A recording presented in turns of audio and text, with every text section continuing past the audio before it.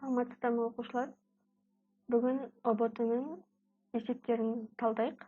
Яғни бірінші вариант. Вариант бізде 400 деген. Жалпы кітапшада вариант 8100 деген. Енді осының алғашқы есептерін талдап қарайық. Бірінші есебі берілген өрнектің мәнін табу керек. Бұл жерде бірінші жақшаны ашамыз. Ішкі жақшаны -2,2 минус біз білеміз плюс болатынын 8,6. Бөлінген келесі жақша теріс санның квадраты біз білеміз 10 сан болады. 0,49. Қосылған 0,31. Тең болады. Әр жақшаны жеке-жеке есептейміз. -2,2-ге 8,6-ны қосамыз. Яғни 8,6-дан 2,2-ні азайтамыз деген сөз. Сонда бізде шығады 6,4. Өже жақша керек емес, е? Екіншісі бөлеміз 0,49-ға қосамыз 0,31-ді. Значит, 9-ға 1 қосамыз 10, 1 ойда 7, 8, значит, бізде шығады 0,8. 6,4-ті 0,8-ге бөлу керек. Яғни бізде 8 деген шығады. Немесе 6,4 деген 10-нан 64 деген сөз.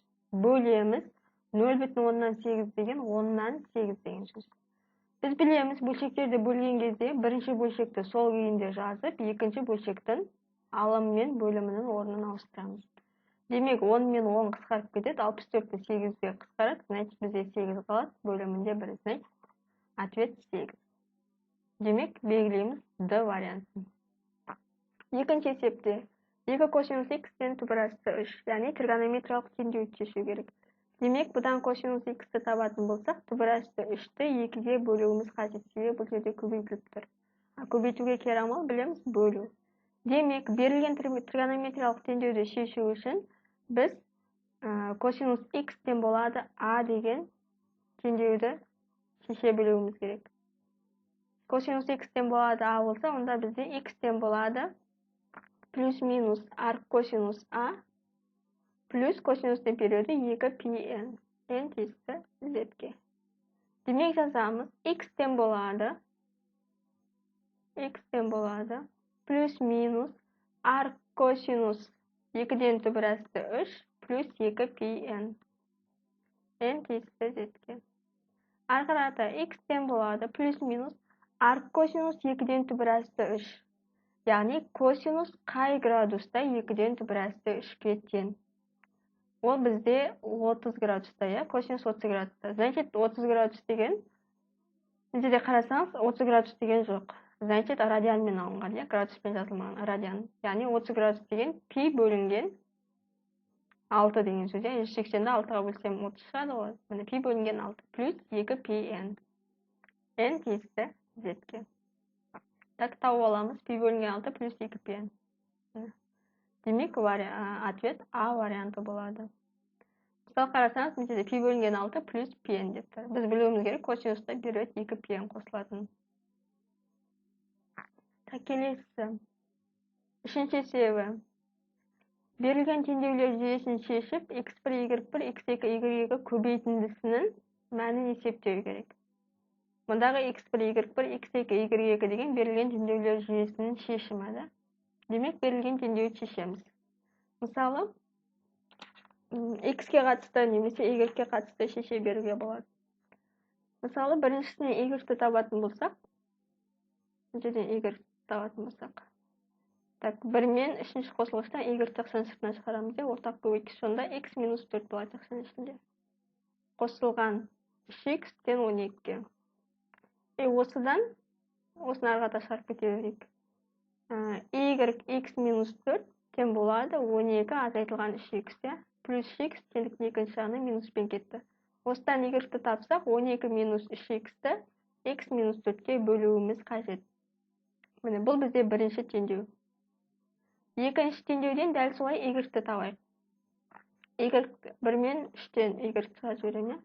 Жақшаның ішінде x минус 2 тең болады. Sıra жазуға болады. 9 плюс 2x минус 2x-пен барады. Яғни, міне, плюс 2x 10 жаққа шығардық, 3x-ті 10 жаққа шығардық. Осыдан y-ті табатын болсақ, 9 минус 2x-ті x минус 2-ге бөлуіміз қажет. Себебі бұл жерде көбейтіліп тұр. Біз білеміз, міне, екі теңдікте олардың сол жақтары тең, яғни екеуінде де y. Олар тең өзара. Демек, теңдіктердің, теңдеулердің сол жақтары тең болса, онда олардың 10 жақтарын теңестіреміз. Яғни 12 минус 3x бөлінген x минус 4-ті тең болады 9 минус 2x бөлінген x минус 2-ге. Ары қарата пропорцияның қасиетін қолданамыз. Яғни біз білеміз, пропорцияда бір-ақ қасиет бар. Крестик қылып көбейтем деген. Көбейтеміз. Бізде бөлшектерде айырма түрінде берілгендіктен жақшаға алу міндетті. Яғни 12 минус 3x-ті көбейтеміз x минус 2-ге. Осылай жазу міндетті, жақшамен жазу. Себебі сіз жақшамен жазбай, просто былай жазып қойсаңыз, мысалы, 12 минус 3x көбейтем x минус 2 деп жазып қойсаңыз, онда толқы мына жерде 3x x-қа көбейтіледі болды. Ол уже бізде қате. Сондықтан мына айырма түрінде, қосынды түрінде берілсе, жақшамен жазу міндетті. Осыны ескересіз. Мына түрде жазуға болмайды деген сөз. Ары қарата тең болады. 9 минус 2x-ті көбейтеміз x минус 4-ге. Енді жақшаны ашамыз. Яғни біріншісін біріншісіне көбейтеміз, біріншісін екіншісіне көбейтеміз. Дәл солай. Екіншісін біріншісіне көбейтеміз, екіншісін екіншісіне көбейтеміз. Екінші жақшада да дәл солай есептейміз. Демек жазайық. 12-ні көбейтем x-қа. 12x. Минус 12-ні 2-ге көбейтем 24. Минус 3x-ті x-қа көбейтем минус 3x квадрат. Минус 3x-ті минус 2-ге көбейтем плюс 6x. Яғни біз ескеруіміз керек.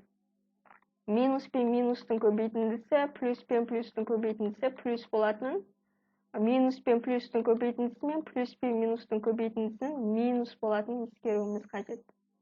Келесі жақша 9x-қа көбейтем 9x, 9-ды минус 4-ге көбейтем минус 36. Минус 2x-ті x-қа көбейтем минус 2x квадрат, минус 2x-ті минус 4-ге көбейтем минус 8x, плюс 8x. Ары қарата, бәрін теңдіктің 10 жағына қарай жіберейік. Яғни 9x-қа 8x-ті қоссам менде 17x азайтылған 2x квадрат, азайтылған 36. Так, 12x-қа 6x-ті қоссам 18x, теңдіктің 10 жағына келіп жатыр, минус 18x. Минус 3x квадрат плюс 3x квадратпен келеді, минус 24 плюс 24пен келеді. Неге 10 жағына шығардым? Себебі менде минус 2x квадрат плюс 3x квадрат пен x квадрат береді сол үшін. Если сол жағына шығарсам, менде қазір минус x квадрат болады да, минус 1-ге көбейтуім керек болады. Сол себепті мен бәрін сразу 10 жағына жібердім. Так, 17x азайтам 18x минус x. Минус 36 плюс 24. Демек, минус болады, себебі 36-ның таңбасы минус па. Үлкен 36. 36-тан 24 алғанда 12 болады, тең 0-ге. Арғата берілген квадрат теңдеуді шешу керек. Бұл квадрат теңдеуді шешкен кезде екі вариантта шығаруға болады есепті. Яғни Виет теоремасымен шығаруымызға болады, немесе дискриминантпен шығаруымызға болады. Виет теоремасымен шығаратынсақ, яғни x квадрат минус x минус 12 тең 0-ге. Демек, Виет теоремасымен шығарсақ, қосындысы минус 1-ге қарама-қарсы плюс 1-ді беру керек, көбейтіндісі минус 12-ні беру керек. Демек, ондай сан бізде 4 пен минус 3 Виет бойынша. Дискриминантпен өздеріңіз шығарып қараңыздар. Так, x1, x2-ні таптық. Енді табуымыз керек y-терді табуымыз керек. Демек, y-ті табу үшін мына теңдеуге қояйық. y1 9 минус 2 көбейтілген x1 4-ке тең. 4 минус 2. Демек, 9 азайтылған 8 бөлінген 2. 2-ден 1 шығады. y2 9 азайтылған 2 көбейтілген минус 3 бөлінген Минус 3, минус 2, ya. Значит, мына жерде минус 6 плюс 6, 9 плюс 6 бөлінген минус 5. Демек 9-ға 6 қоссам 15, 15-ті минус 5-ке бөлсем минус 3. Бізге табу керек төртеуінің көбейтіндісі. Демек x1 деген 4, y1 деген 2-ден 1. Көбейтем x2 минус 3, y2 минус 3. Демек 4-ті 2-ден 1-ге көбейтсем 2 болады. Минусты минуске көбейтсем 9, 9-ді 2-ге көбейтем 18. Демек 18 деген ответті аламыз. Енді бұл жерде ескеретін нәрсе, егер мына x 4-ке тең болды ғой, егер мына x 4-ке теңді мында қойсаңыз, сізде анықталмағандық шығады. Осыны ескересіз. Бірақ мына есептің шартында 4-ті қойсаңыз, 4-пен неше бізде 2-ден 1 ма? 4-пен 2-ден 1-ді қойсаңыз, 2 теңдеуді қанағаттандырады. Сондықтан бұл жерде 4-ті қабылдап тұрмыз. Ал жалпы егер есеп мынандай есеп болатын болса, яғни бөлшек рационал теңдеу болатын болса, онда біз мына 4-ті бөгде түбір деп оны қабылдамас едік. Соны ескереміз. Так, 4-ші есеп. 25 саны өзінің квадратының неше процентін құрайды? 25 саны өзінің квадратының неше процентін құрайды? Яғни 25-тің квадраты бізде 625. Демек 625-тің x проценті 25-ке тең деген сөз. Демек осыдан x-ті табу үшін 25-ті 625-ке бөліп 100%-ға көбейтеміз. Демде де x процент қой. X-ның өзін табу атақ. Демек, x-ның өзін табу үшін 100%-ға көбейтеміз. 625 пен 25-ті қысқартсаңыз болады. 625 пен 100-ді қысқартсаңыз болады, бәрібір. 25 пен қысқартсақ 25 болады. 25 пен 100-ді қысқартсақ 4 болады. Демек, 4%-ін құрайды деген сөз. 5-ші есепте берілген теңсіздікті шешу керек. Бұл теңсіздікті қарасаңыз, 2-ден 1-дің x плюс 1 дәрежесі деп. Яғни көрсеткіштік теңсіздік a-ның x дәрежесі деген сөз. Біз білеміз, негізі 0 мен 1-дің арасында болса, онда мына теңсіздік қарама-қарсы таңбаға айналады. Осыны ескереміз. Яғни 2-ден 1-дің бірінші көрсеткіштік теңсіздікке келтіре алайық. 2-ден 1-дің x плюс 1 дәрежесі артық 4 деген сөз мына 2-ден 1-дің дәрежесі түрінде жазу керек. Яғни 2-ден 1-дің неше дәрежесі 4-ке тең? Минус 2 дәрежесі. Себебі бұл жерде a бөлінген v-ның минус n дәрежесі, ол b бөлінген a-ның n дәрежесіне тең дегенді қолданып жатырмыз. 7-ші сынып бұл. 7-ші сыныпта өттік бұны.